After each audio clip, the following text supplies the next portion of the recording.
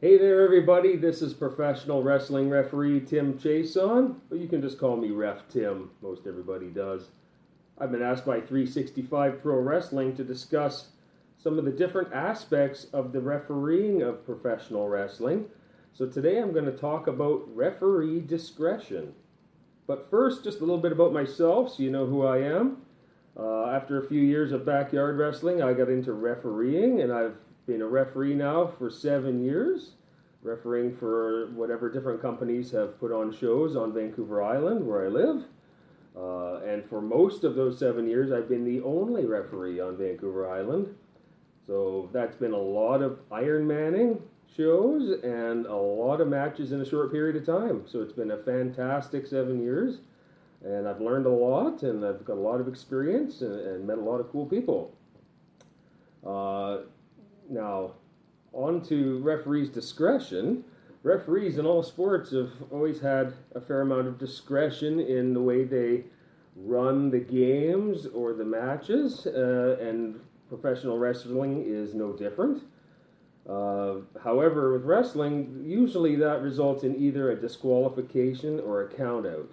And honestly, who wants to see that? Fans don't buy tickets to come and watch ties. They want to see a winner. They want to see hopefully a clean winner. And nobody wants to see a match that ends prematurely. As a fan myself, I want a winner as often as possible. So say, for example, you've got a competitor that continually bends the rules, either in the ring or out of the ring.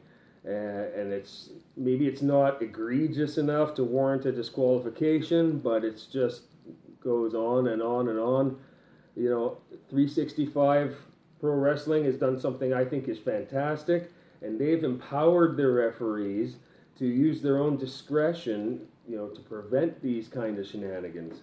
So, for example, one competitor might be, throwing the other repeatedly into a ring post or into a pile of chairs on the outside, or they're just continually eye raking and choking. And, as a referee, a disqualification is a last resort that nobody wants to see.